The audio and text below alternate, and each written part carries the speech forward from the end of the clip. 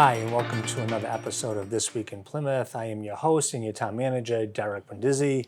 Today, we will be discussing roads with our DPW Director, Bill Coyle. Bill, thanks for joining us. Yeah, thank you. Good afternoon, Derek. So, Bill, we're just going to jump right to it. This is construction season. Other than folks complaining about complaints, the second largest complaint, other than folks complaining about taxes, the second largest complaint we get is roads. Sure. And so the town has really, over the past 3 years, has a significant push in trying to upgrade our road system here in town. So before we get into the details of what's happening this construction season, I'd like to give folks at home a background of what our road network is, where the funding comes from, and all the different facets of our road pavement management program. But let's first start with our road system. So last time I checked, we have the fourth largest road network in Massachusetts, behind Boston, Worcester, and Springfield. So a very large road network, 104 square miles, and I think we have about 378 miles of road. Correct. Can you talk a little bit about what that road network consists of? Accepted, unaccepted, all that stuff? Sure. Yeah, absolutely. So the town has approximately 230 miles of paved accepted roadways, and we have about 75 miles of paved unaccepted roadways, and then about 75 miles of gravel roads. The majority of those are unaccepted or private, and there is a small percentage of those that are actually town maintained gravel roads. So a total of about I just had 380 miles of roads, which is an incredible amount of roads to maintain. But I will say that the town does have a very aggressive roadway program, and it has invested substantially into the roadway network. And I can go into the funding sources a little bit if you'd like. Yeah. But one thing I want to ask you about. You just mentioned the town's aggressive program, but you've been with the town since 23. Yep. Yes. And when I go back on the presentation that James Downey did, Assistant DPW Director, on the last few years of funding, in 22, I think we had funding for about 7 miles or thereabouts roads. But then when you came on board, we've really accelerated the number of road miles we've been able to resurface and pave over the years. Can you talk a little bit about how aggressive that program has become? I think in the year you began, we did 15 miles, and we've only accelerated since then. Yeah, so exactly. In 2023, I started in August, and the town we did about 15 miles that year. The following year, working with James Downey, James and myself, we drove a lot of the roads, probably drove well over 100 miles of roads just to kind of evaluate them. We used the beta report that was done back in 2022 as a guide to look at some of the worst roads that they had identified and some that were more pavement preservation condition. And we came up with a program in 2024 which consisted at the time of just shy of 30 miles of road. So I believe we ended up doing about 27 miles of roadway last year, which was significant. And this year we're even we're ambitiously trying to tackle even more roads. I think we're close to 40 miles this year. I believe that's 25 miles of chip seal roads and a little over 14 miles of paved roadways. So between last year and this year, we're close to 70 miles of roads that we're proposing to do. That's incredible, because again, just for the folks that are listening, you go back to 22, with the funding that we had appropriated, 70 miles of roads. Then in 23, 15 and a half miles of roads. And as you just pointed out, last year, 27 miles. So we almost doubled the number of road miles last year from the previous year. And then this coming year, additional 40 miles of roads. So considerable investment on the town's part regarding roads. And let's talk about that investment. So we get funding from a couple different sources. So we have the Millionaire's Tax, Chapter 90 funds, and then what we locally raise and appropriate to put towards funding. Can you talk about those three different streams of funding? Sure. The Chapter 90 is which each town gets a certain percent from the state, which is based on how many miles of public roads that you have, accepted town roads, how many people you employ in town, and also the town's per capita income. So the town of Plymouth gets about $1.6 million a year currently for Chapter 90, which is certainly not enough money to maintain our entire roadway network. In addition to that, this year, we are hopeful that through the Millionaires Tax, I think it was the Fair Share Act, for an additional 800,000, so it's about an additional 50% more. And then on top of that, the town voted it at the Springtown meeting $5.5 million, which is extremely significant. I mean, that's most towns would never see those kind of funds invested in a roadway, but you can see that investment is going a long way to getting our roadway system improved. And to be able to do 70 miles in 2 years is incredible for a town. And I think a lot of that is based on town meeting members, the Board of Selectmen, yourself, supporting that program. So it's definitely been a huge improvement in terms of being able to fund how many roads we need to pave and to maintain as well. And honestly, it's extremely important. I worked for the city of Worcester, and I worked for the town of Upton, now here in Plymouth. In every community I've ever worked in, people complained about the condition of the roads. And so, the city of Worcester is still, I think, trying to remedy that problem. I know in Upton, I think they have 80 miles of road. So we're going to do almost that in 3 years here in town. And, to your point, I do agree with you that this is a team effort as far as recognizing this as a priority. The select board have recognized this as a priority. Town meeting has agreed that this is a top priority because at the end of the day, anything we do that requires an appropriation has to go through town meeting. So town meeting supports this as well. So a lot of credit goes all around to those individuals who have said, we have a problem with our roads. People drive on them every single day, and this is what they see their taxes go towards, right? And a few years ago, the town had conducted this pavement management program, and they had done this analysis and created this road rating. Can you talk a little bit about what's this road rating mean? Because we often hear these conversations at town meeting. Sure. The road rating is based on the number of cracks that are on a road, potholes, if the roadway has certain deformations in the roadway itself, and so they calculate what the overall network roadway rating is. And back in 2022, I believe we were somewhere in the order of 67 combined, and that actually was a combination of the accepted paved roads, but it also included the unaccepted paved roads as well.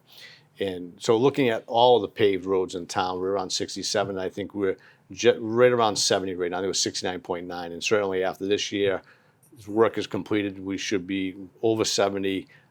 So it's definitely going in the right direction. So. And who had done this analysis? Did you say it was Beta? Yeah, Beta Engineering. And what do the engineers suggest or recommend as a target for a road rating? Well, I would certainly say that we would like to see it at around 75 or better. Okay. That's good. I think most communities aren't that high, but I think that if we get into that area, I think we would see a vast improvement in the roadway network. And again, every community that I worked in the past, they've always had a road rating in the 60s somewhere. So they know that we're knocking on this 70 percentile, and hopefully with this year's investment, we'll be in the mid 70s. That's great. We'll continue to make progress moving forward. This is the time of year, though.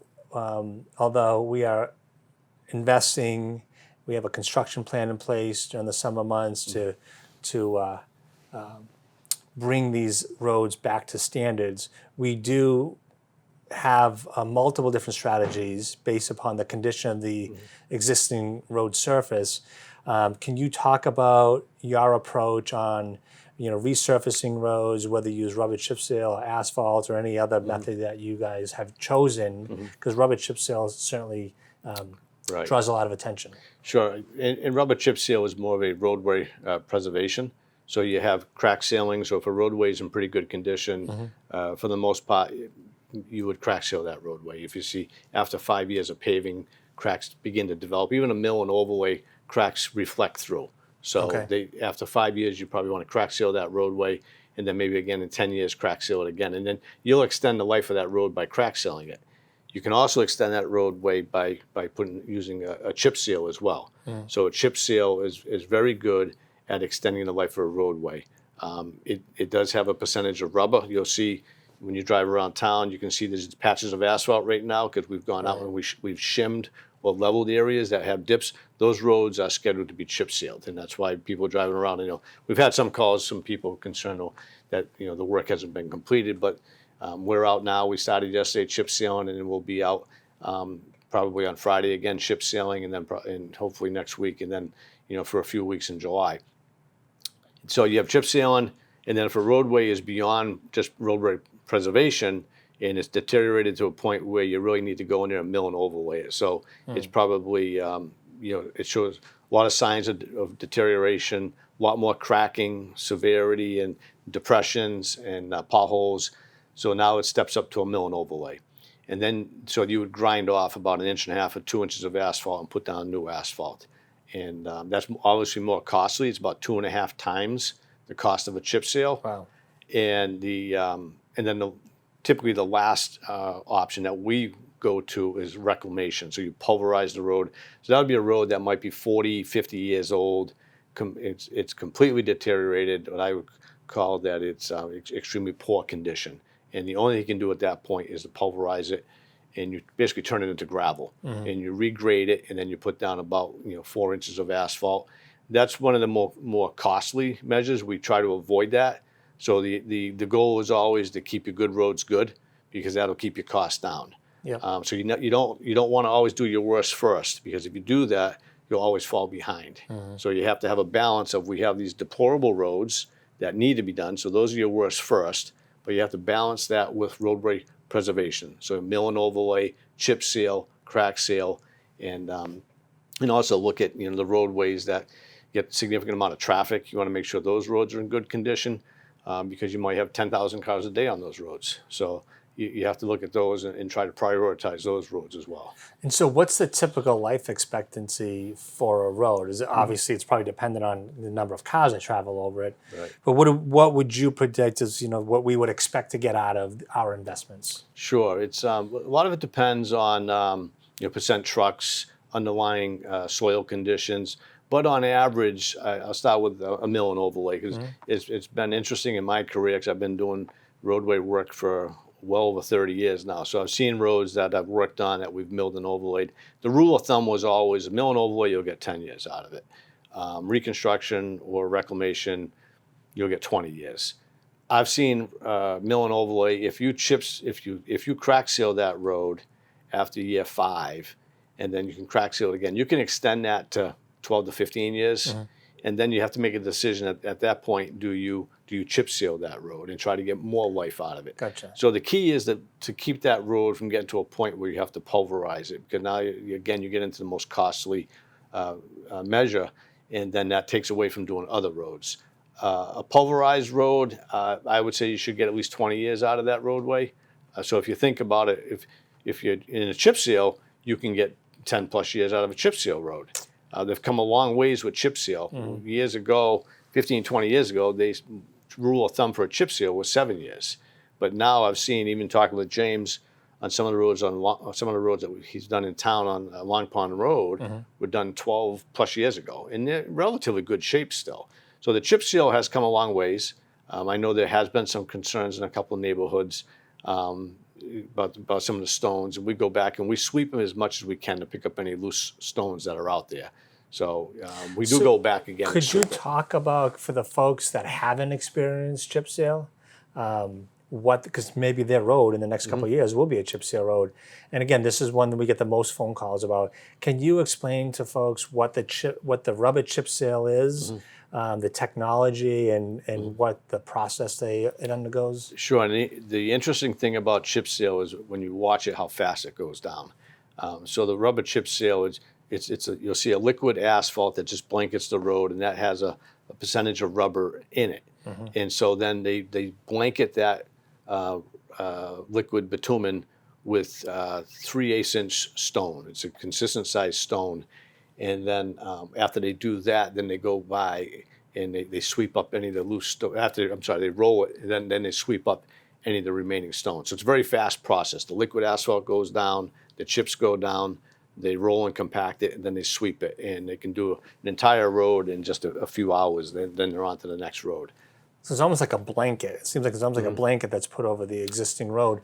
But again, just so folks are aware, like that is something we got phone calls because of the loose gravel that is a byproduct of this process. And we do get complaints. And so what are we doing for, once we do the rubber chip seal? Because it not only extends the life of the road, but it's a very cost-effective measure, which is allowing us to complete this many roads over this period of time. Correct. It's and one of the things I'll say about it is that even when I look at a roadway and if it was chip sealed, say 4 or 5 years ago, I have to literally get out of the vehicle and just walk the road and look at it and say, is this a chip seal? Because James and I have done that. So even to this day, we'll look at a road and we're still not convinced, is that pavement or is that a chip seal? So over time, as all that loose stone is swept up, it is very difficult to tell whether or not was that pavement or was that a chip seal?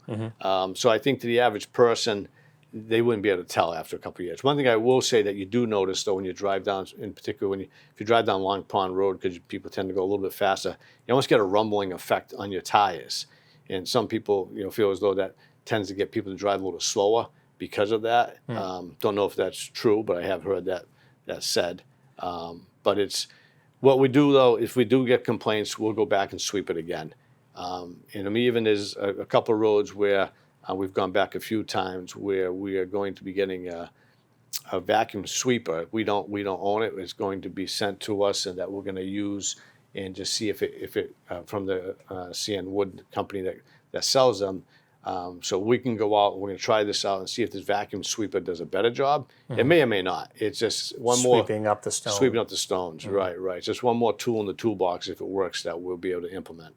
Yeah, and again, I'll keep saying it over and over that the reason we choose rubber chip seal is that, like you said, we can extend the life of the road for an additional 10 years, and it's an extremely cost-effective way of doing that, especially when you have the fourth largest road network in Massachusetts.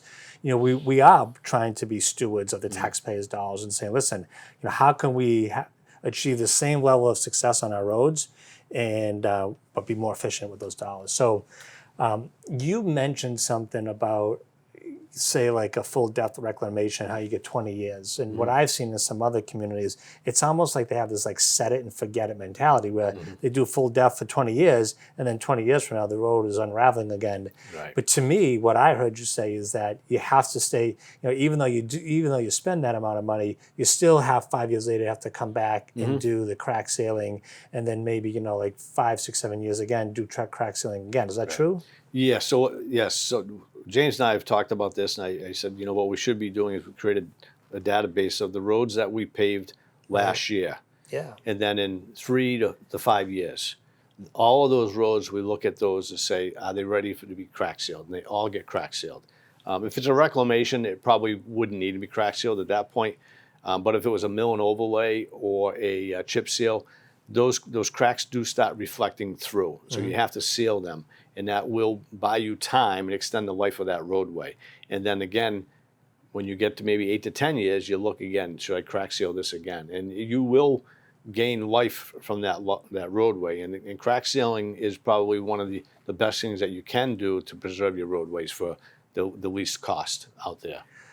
I know you work for Mass DOT, so I don't know if you know the answer to this question, but I spent a lot of time in New Hampshire, especially during COVID. I got activated, and I almost feel like the New Hampshire Department of Transportation, they do so much crack sealing. It's like the only thing that's keeping the road together. Like you look at their roads, and there's so much crack seal on. Is there a different philosophy on some of this stuff? Well, I can say that there is a point where you don't want the road to be wall-to-wall crack sealer, because at that point it was probably beyond crack sealing. Okay. So it may not be cost-effective to be crack sealing those roads, and I'm not, and sometimes a decision will be made, we're going to crack seal it, and then even the engineers that may have made that decision go out and look at it and say, oh boy, well, that was a lot of crack sealer, and it may not have been the best choice. Gotcha. So there is a balance at some point.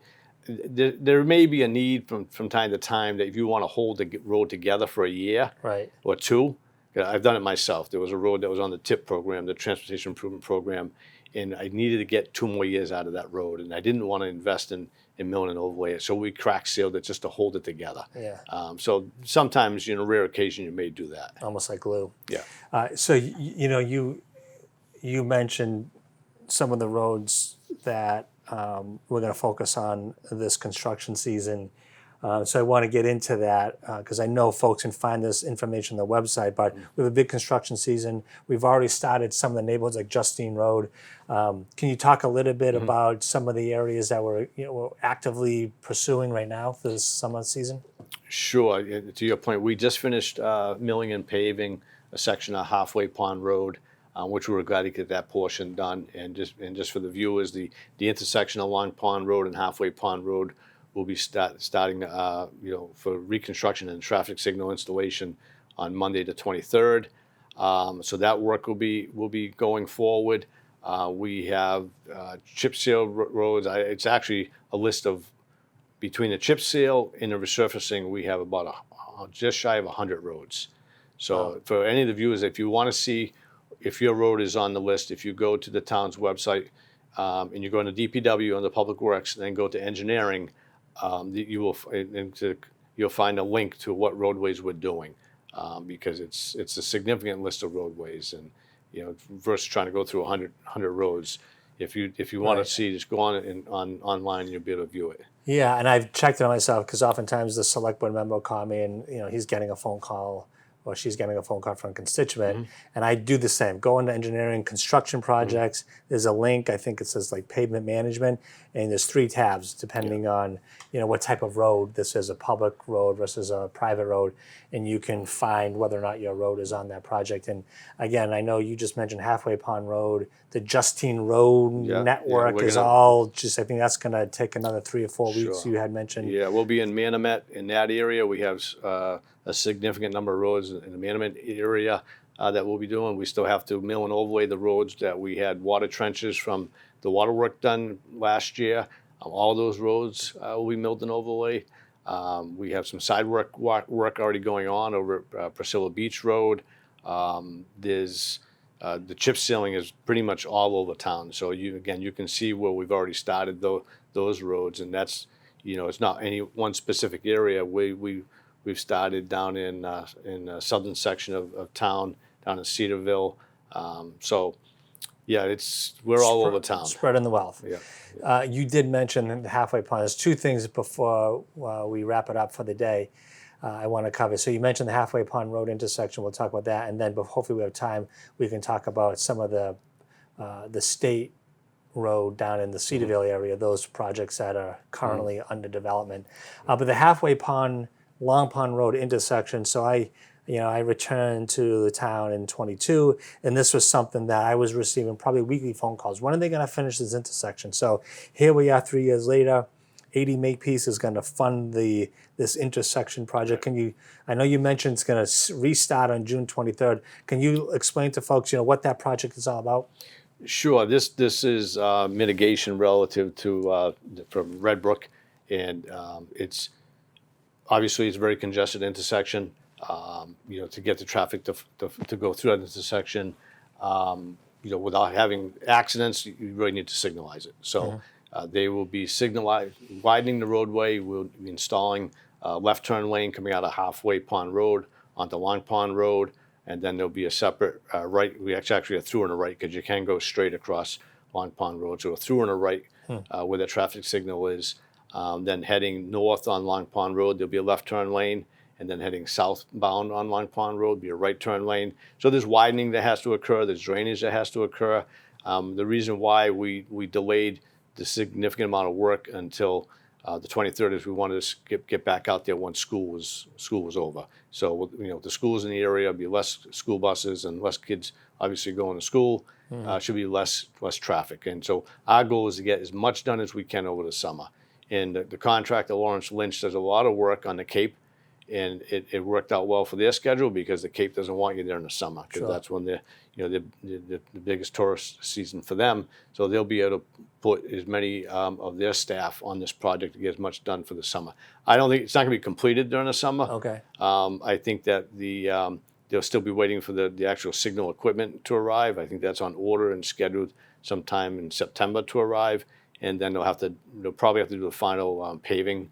I don't know if that'll get done before school starts up again, but the goal is to get as much of that work done as possible before school starts up again. So that is a significant project. I didn't realize it was going to take that long. So let's jump over. We've got about 3 minutes left. Let's talk about the recent approval by Mass DOT for the 2 intersections located in Cedarville. Sure. The original approval, we did receive approval last year for the intersection of State Road and Hedges Pond Road. And when I say approval, it's whether or not it's going to be a roundabout or a traffic signal. I suspect that intersection would eventually be a roundabout. And we also requested the MassDOT to approve the construction of the Hedges Pond Road at State Road. So about 2 weeks ago. So the first one's Herring Pond. Road. Second one is Hedges Pond Road. Okay. So about 2 weeks ago, Mass DOT, their project review committee, approved both projects combined for $19.8 million. Wow. Yeah. So that's a major hurdle in getting those 2 intersections either signalized, because Hedges Pond may be a signal, but again, we have to evaluate whether or not signal or roundabout. And then the section between both of them is all included within this project. So one of the significant steps next would be to get this programmed on the Transportation Improvement Program, the TIP. And that's a lengthy process. It takes time, could be several years before we're programmed on the TIP.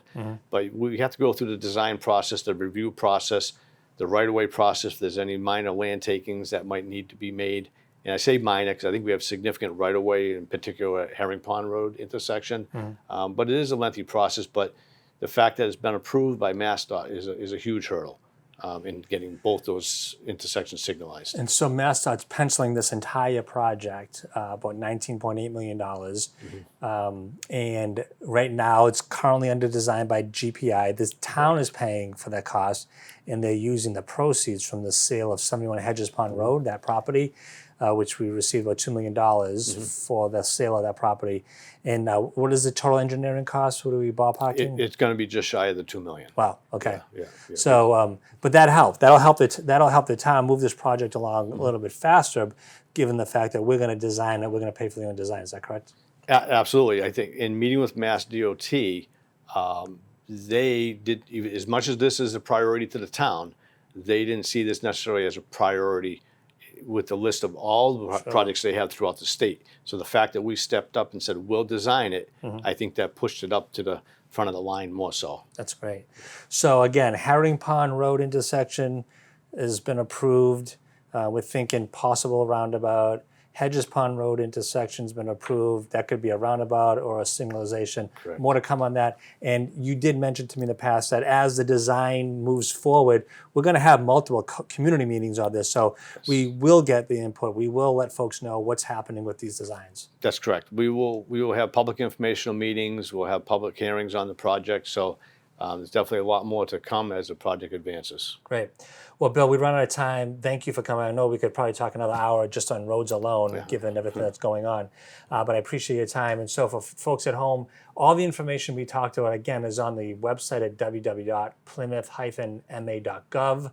Go there under DPW, under engineering, and then the construction projects. And you can look to determine whether or not your road is on this year's construction season. So until next time, thank you so much. Derek Brindisi. I'll see you next time. Thank you. Thank you.